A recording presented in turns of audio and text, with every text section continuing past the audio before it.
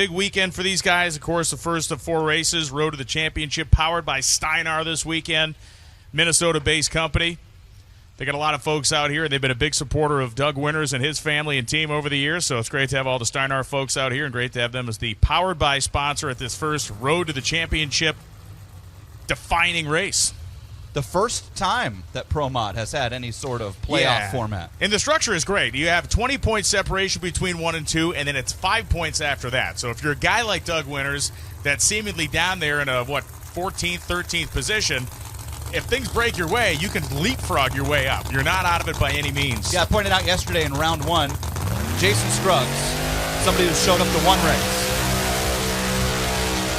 Kevin Rivenbark does his burnout. Now, Jason Scruggs is obviously not championship contender at this point because he showed up at 1 race. But just for reference, Norwalk, he showed up and he won.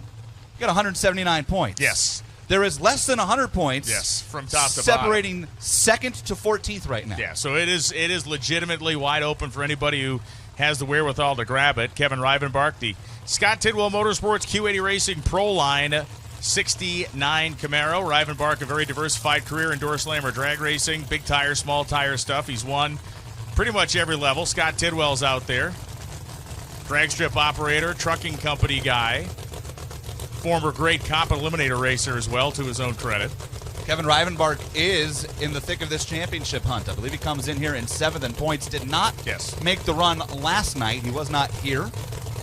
Had some business to take care of and get wrapped up before he can make the trip out to Minnesota. So this is Kevin's first crack at the track. We do have more pro modifieds than we have spots on the ladder for Sunday, but the bump right now is a very unintimidating 11:63 for Todd Tutterow.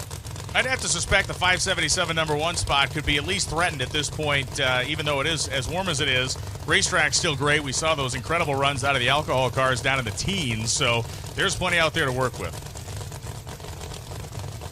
So Kevin Rivenbark is going to get us going here in Fuel Tech Pro Mod, powered by Steinar. If you're not familiar with Steinar, they make a lot of that equipment that you see, when you flew in here, if you were a fly-in fan this weekend or whenever you fly on airplanes and you sit on the tarmac and look out the window, you're like, look at all those little carts buzzing around, and they're pushing airplanes and they're picking up luggage. That is Steinar.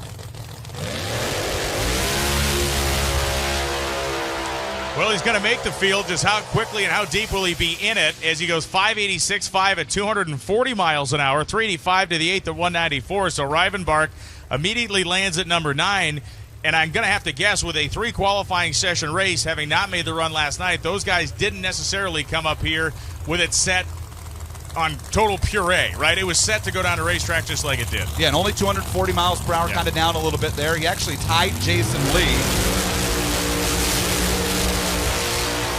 but ends up on the bottom half of the ladder for now on speed.